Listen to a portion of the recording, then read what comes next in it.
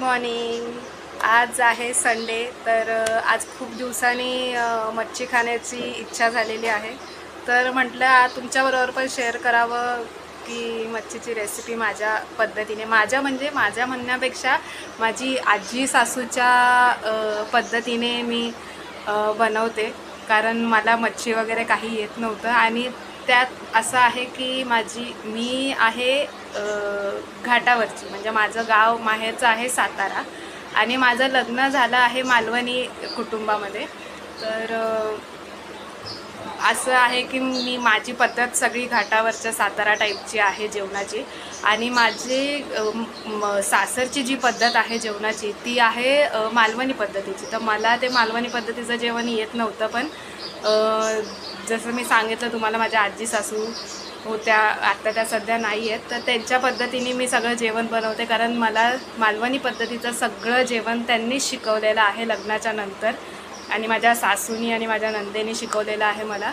तर मी आता त्याच पद्धतीने जेवण बनवते, कारण मला मालवणी पद्धतीचं जेवण खूप आवडतं आणि मला बनवायलाही आवडतं. तर म्हटलं तुमच्याबरोबर ही रेसिपी शेअर करावी, की जसं माझी आजी सासूंनी मला शिकवलं आहे.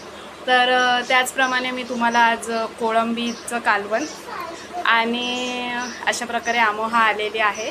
तुम्ही बोलतच असाल की आमोहा कुठे आज व्हिडिओमध्ये नाही आहे. आमोहा आज काय घेतलं आहे आपण जेवणासाठी? मच्छी. आमोहाची खूप फेवरेट आहे कोळंबी आणि बोंबील. तर आज आम्ही घेतलेत बोंबील. आमच्या घरात कोणीही खात नाही नॉनव्हेज, त्याच्यामुळे आज नाही बनवलं आम्ही, बनवत नाही आम्ही मच्छी वगैरे. पण आज जरा इच्छा झाली म्हणून म्हटलं आपण बनवूया. तर म्हटलं की तुमच्याबरोबर पण शेअर करू.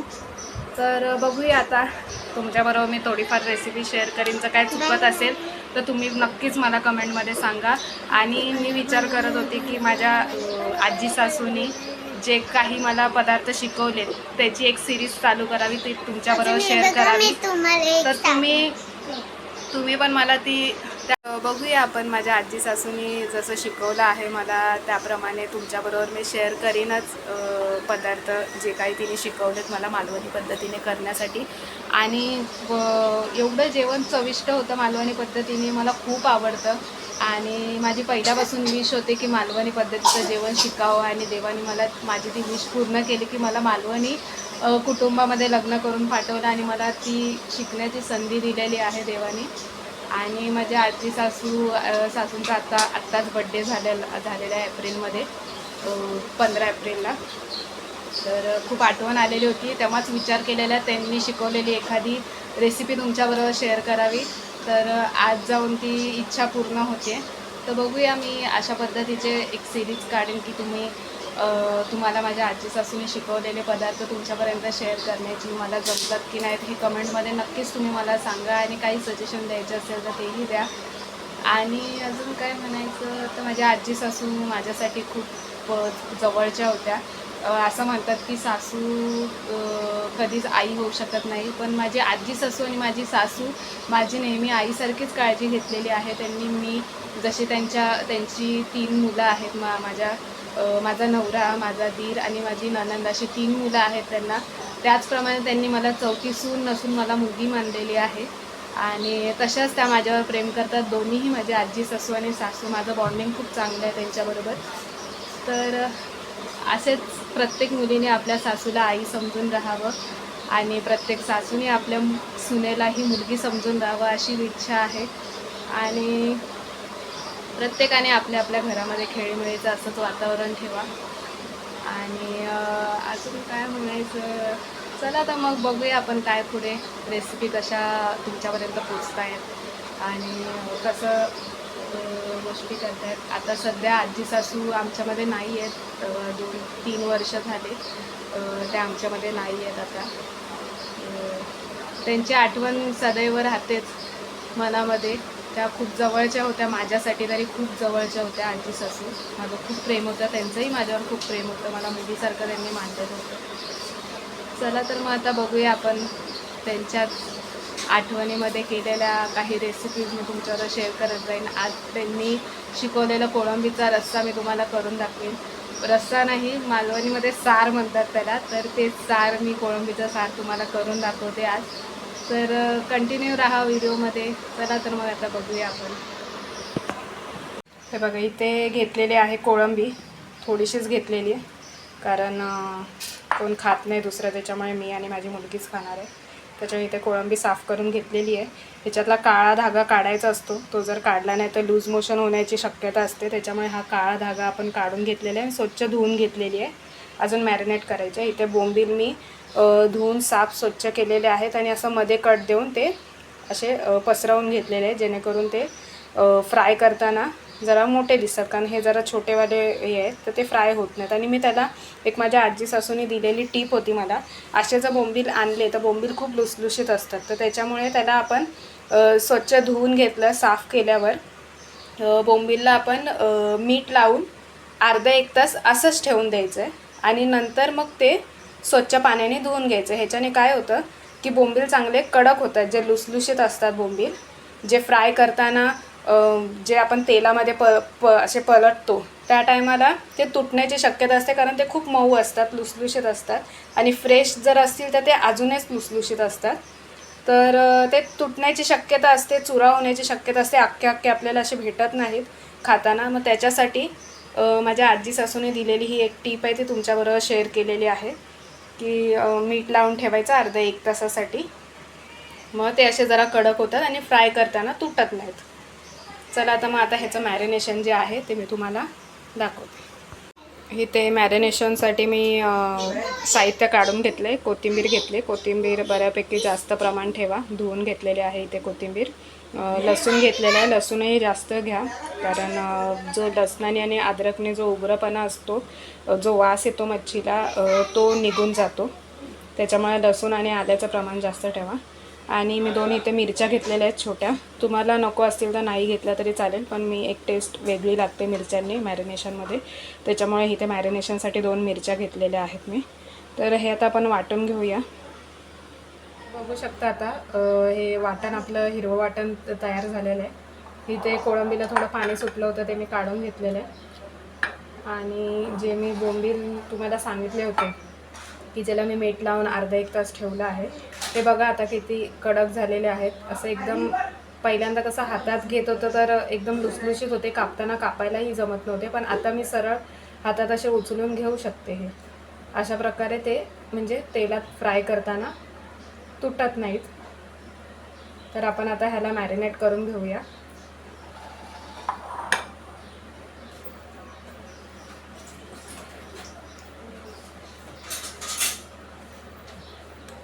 तर मॅरिनेट करताना आधी आपल्याला ह्याच्यामध्ये थोडं मीठ,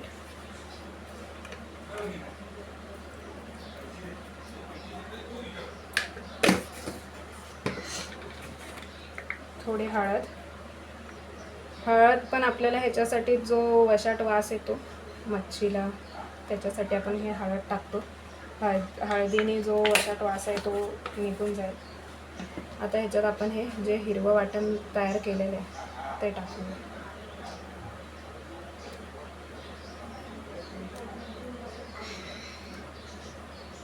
आणि हे चांगलं हाताने मिक्स करून घेऊया.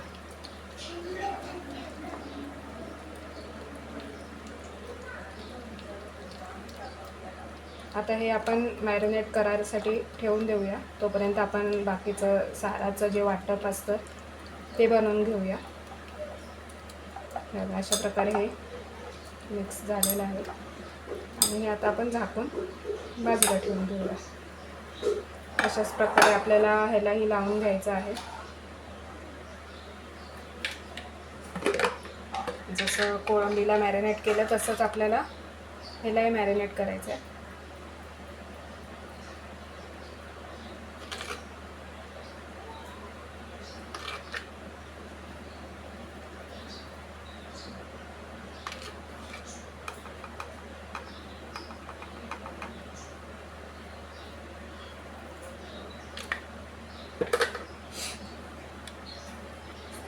मीठ आणि हळद.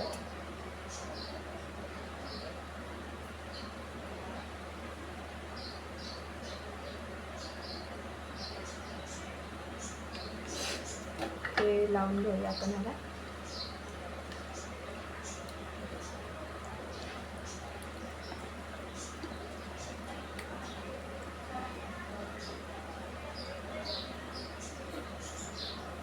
असं म्हणतात बोंबील लुसलुशीत असल्यामुळे त्याला जास्त हलवायचं नसतं, सारखा हात लावायचा नसतो. पण जर मी तुम्हाला सांगितलेली टीप तुम्ही वापरून हे करत असाल तर तुम्ही कितींदाही बोंबीलला हात लावलात तरी त्याला काही होणार नाही, कारण त्याला आपण कडक बनवून घेतलेलं आहे. त्याच्याने ते लुसलुशीत जास्त राहत नाहीत. असंच आपण ह्याला हे पण लावून घेऊया.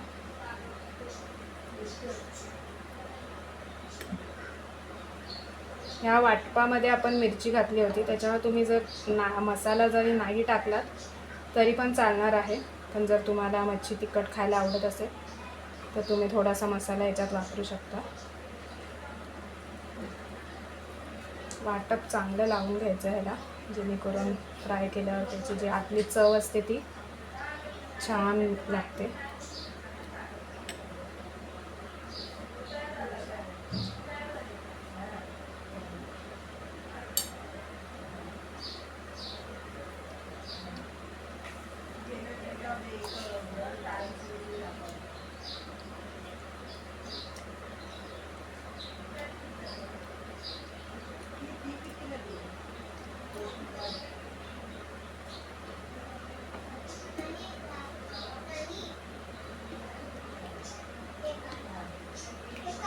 आता आपण ह्या साईडलाही थोडं वाटप लावून घेऊया.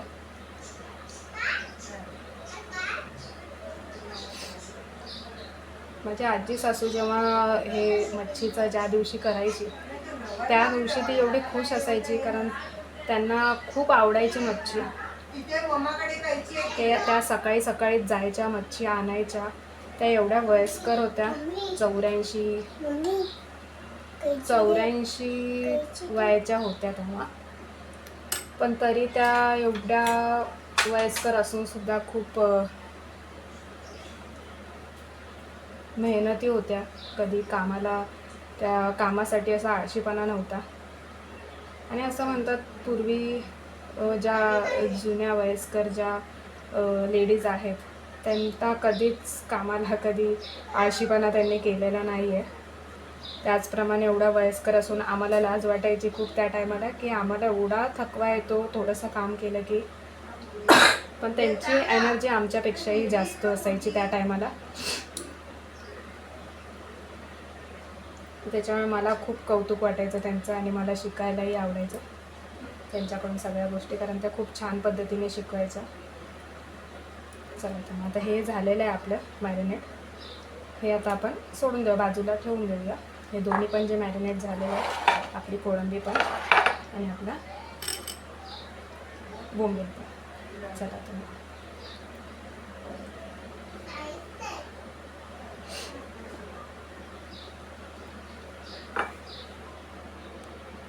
इथे आपण वाटपाची तयारी करूया. इथे घेतले मी अर्धी वाटी खोबरं, रस्सा बनवायचा ना आपल्याला सार, त्याच्यासाठी. आणि इथे मी घेतलेलं आहे ही काश्मीरी लाल मिरची आहे, भिजवून ठेवलेलं आहे. आणि हे धणे आहेत थोडे, असे मी भिजवून ठेवलेले आहेत इथे. आणि आता आपण खोबरं थोडंसं खाऊन घेऊया.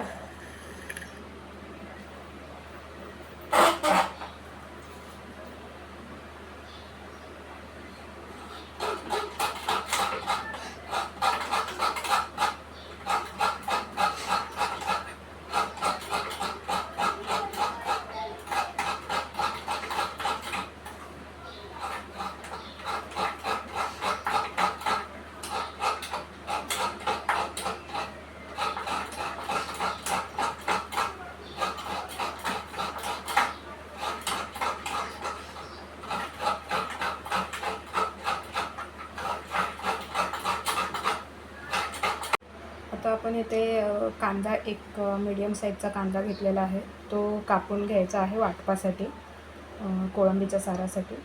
तर कित्येक वेळा असं होतं की ओला कांदा असेल तर डोळ्याला हा झोंबतो, आणि त्याच्यामुळे ज्या गृहिणी आहेत त्यांना तर माहितीच असेल काय काय उपाय करायचे ते.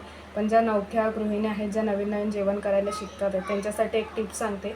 असा जो कांदा असतो तो आपल्या डोळ्याला झोंबू नये, डोळ्यातून पाणी येऊ नये, त्याच्यासाठी काय करायचं, असा कापून घ्यायचा कांदा आणि असा घासायचा.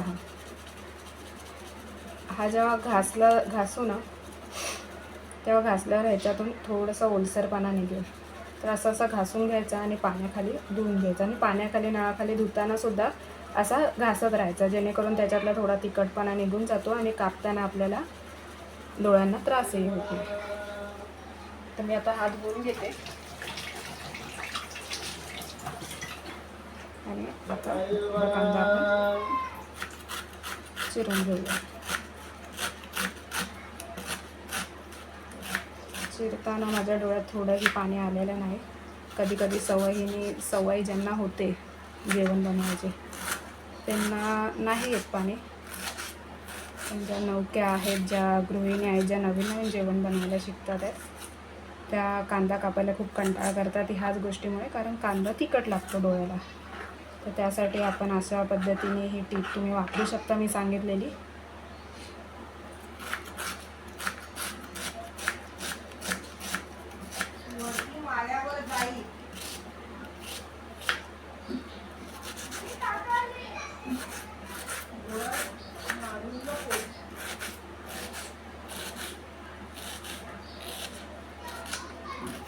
बघा, पूर्ण कांदा बारीक असा कापून झालेला आहे माझा.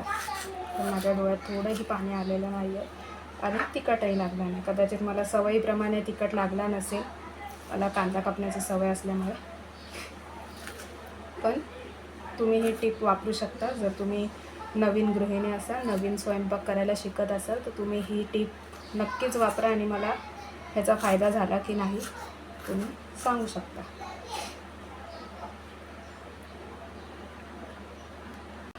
इथे मी टोमॅटो पण चिरून घेतलेला आहे.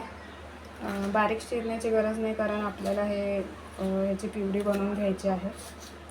तर आता मी तुम्हाला वाटपासाठी जे काही साहित्य घेतले ते दाखवते.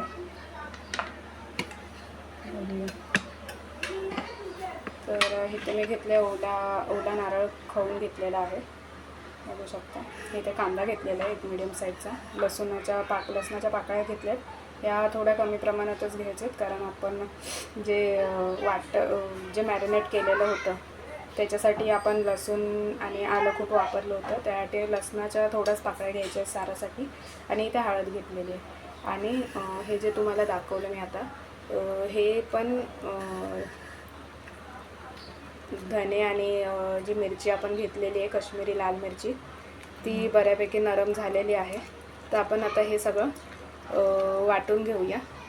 वाटताना आपल्याला आधी धने आणि मिरची, त्यानंतर ओलं खोबरं, कांदा आणि लसूण आणि थोडीशी हळद टाकून वाटप करून घ्यायचं आहे. आणि ते वाटप काढून घेऊन नंतर मग आपण ही जे टोमॅटो कापून घेतला त्याची प्युरी बनवून घेऊया.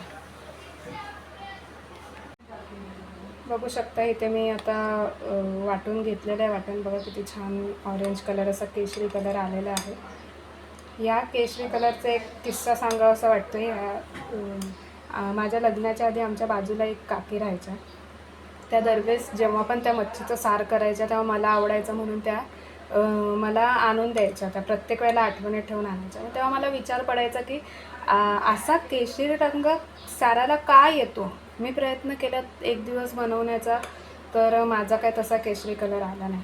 पण जेव्हा लग्न झालं, माझ्या आजी सासूने मला जेव्हा ही रेसिपी शिकवली, तेव्हा मला कळालं की हा केशरी कलर कशामुळे येतो. तर हा केशरी कलर आपण जे मिरची जी भिजत ठेवली होती, काश्मीरी लाल मिरची आणि धने, त्याच्यामुळे हा केशरी कलर येतो. आणि एकदम सुवासही खूप छान येतो ह्याचा.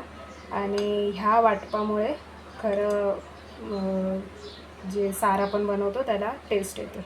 तर बघू शकता किती छान झालेली आहे. अशाच प्रकारे इथे मी एक बटाटा कापून घेतलेला आहे कोळंबीच्या सारात घालायसाठी. हे ऑप्शनल आहे, तुम्ही घालायचं असेल तर घालू शकता, नाही घालायचं नसेल घालू शकता. इथे मी घेतलं आहे टोमॅटोची प्युरी करून घेतली. जेव्हा हे वाटप मी वाटून घेतलं त्याच मिक्सरच्या भांड्यात मी टोमॅटोची प्युरी केलेली आहे, म्हणून त्यालाही कलर असा आलेला आहे. आणि इथे 2 तेजपत्ते घेतलेले आहेत हे पण ऑप्शनल, तुम्हाला हवं असेल तर घेऊ शकता. तर आपण फोडणी देऊन घेऊया.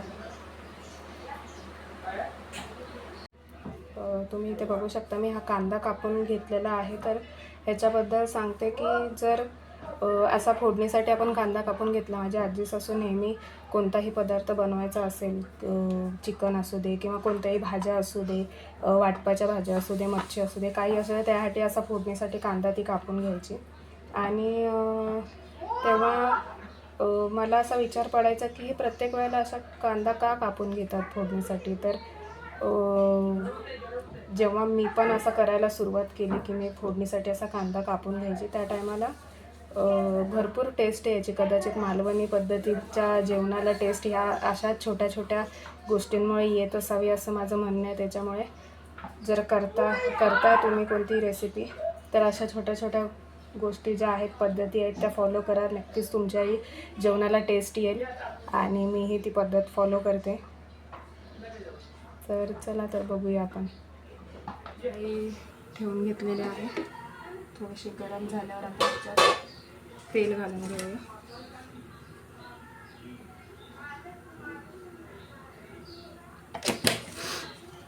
तेल घातल्यावर हे जे तेजपत्ता आहेत ते धुवून घेतलेले आहेत चांगले, ते आता आपण ह्याच्यात घालूया.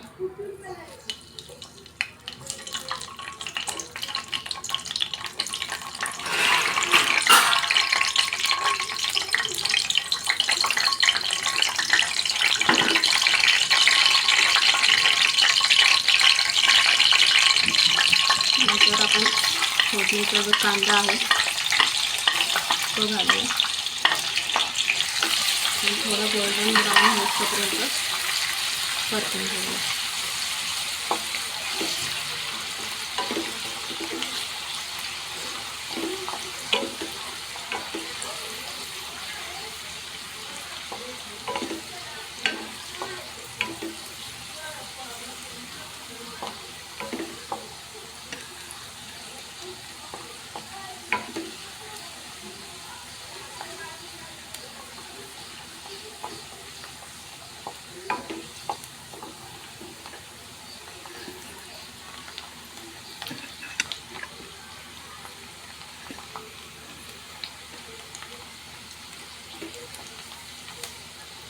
आता ह्याला जरा वेळ लागेल. त्याच्यासाठी आपल्याला जर पटापट कांदा ब्राऊन करून घ्यायचा असेल तर त्यासाठी अजून एक टिप सांगते.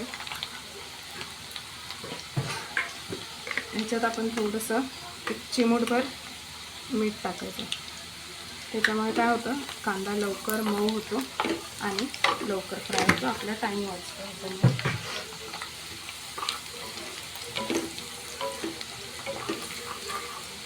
त्यानंतर हा जो कांदा फ्राय होतो तोपर्यंतच आपण थोडासा कच्चा असताना त्याच्यात आपण हे जे हिरवं वाटण करून घेतलेलं आहे हे आपण 1 चमचा टाकूया. आपल्याला कोळंबीला तर आपण मॅरिनेट केलेलंच आहे, पण आपल्या एक्स्ट्रा चवीसाठी आपण ह्याच्यात हे जे हिरवं वाटण आहे ते थोडंसं टाकून फ्राय करून घेऊया, जेणेकरून आपल्या चाराला पण चांगलं चव येईल. गॅस स्लो करायची असते.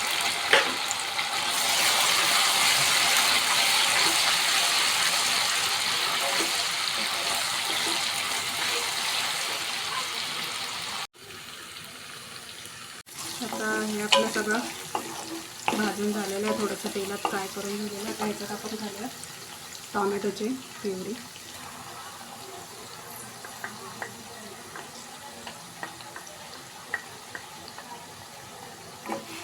घालून घेतलं, हे पण थोडीशी फ्राय करून घेऊया चांगलं तेल सुटोपर्यंत.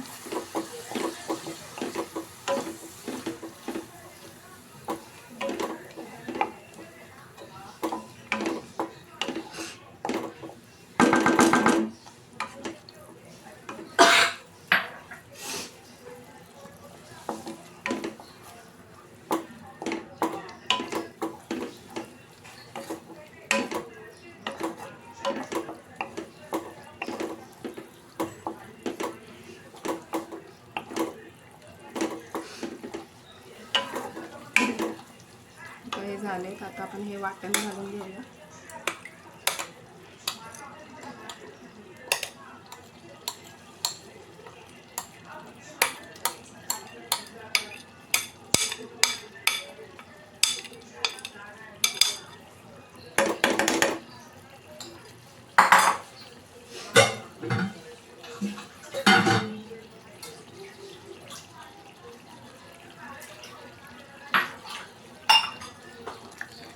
हे पण आपण थोड्या वेळ फ्राय करून घेऊया, कारण आपण ह्याच्यात कांदा लसूण जो घातलेला आहे तो कच्चाच घातला होता, त्याच्यामुळे त्याचा थोडासा उग्रवास जाण्यासाठी. आणि खोबरंही आपण भाजून घेतलं नव्हतं, तोही वाटणामध्ये फ्राय होईल, कच्ची अशी चव लागणार नाही. त्यासाठी आपण थोड्या वेळ हे फ्राय करून घेऊया.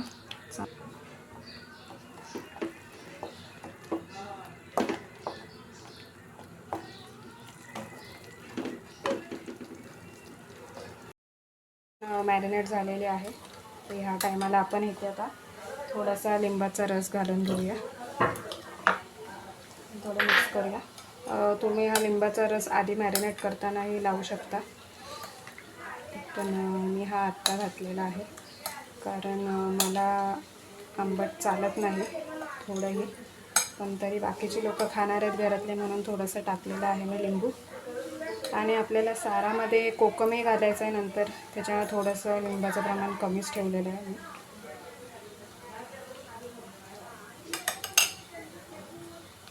फ्राय करून झालेले बटाटे घातलेले आहेत. आता ह्याच्यात आपण कोळंबी घालूया जी मॅरिनेट करून ठेवलेली आहे आपण.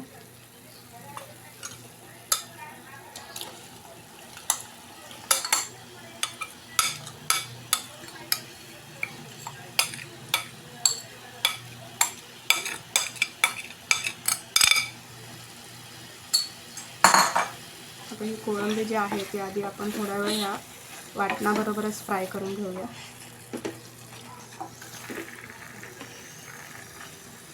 बघू शकता किती छान कलर दिसतोय.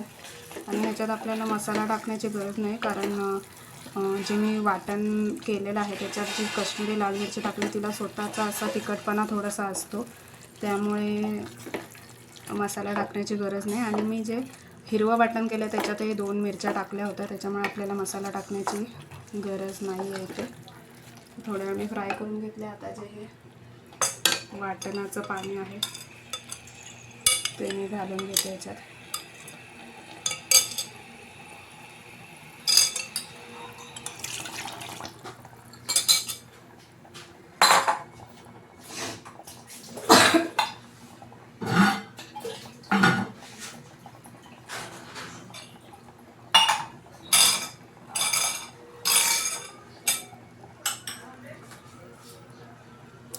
हे हिरव्या वाटणाचं जे होतं तेही पाणी याच्यात घालून घेतलेलं आहे.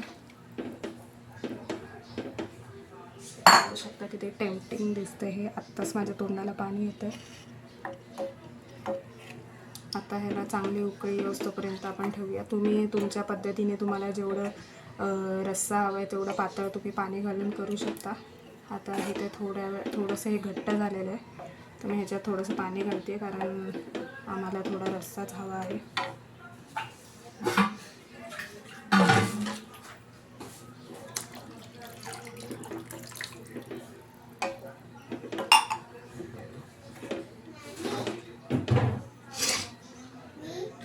आता आपण इथे थोडंसं मीठ घालूया.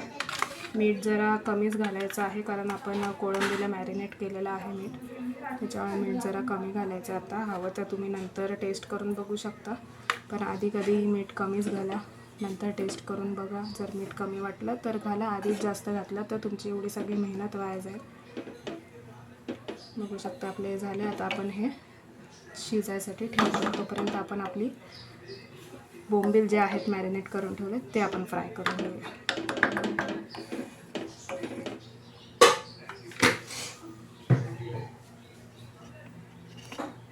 बघू शकता ह्याला उकळी एक आलेली आहे.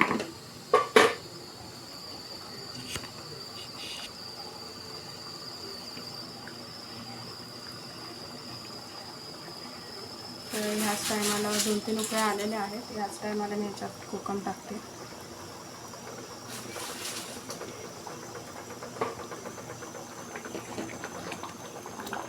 त्याच्यात आता आपण हे झाकण ठेवून शिजायला ठेवूया.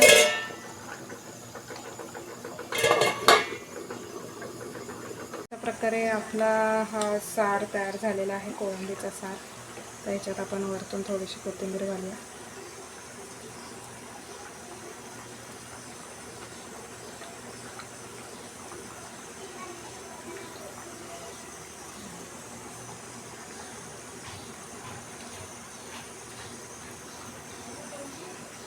प्रकारे आपले हे सार तयार झालेलं आहे. बोंबील मॅरिनेट झालेले आहेत. आता इथे आपल्याला कोटिंगसाठी ते रवा घेतलेला आहे, मी तांदळाचं पीठ घेतलं आहे, मीठ घेतलं आहे, मसाला घेतला आहे आणि थोडीशी हळद घेतली. आता हे मिक्स करून आपण ह्याच्यात घोळून बोंबील फ्राय करून घेऊ. अशा प्रकारे आपलं तेल इथे तापलेलं आहे. आता एक एक आपण आपली जी मच्छी आहे बोंबील ते आपण सोडूया ह्याच्यात.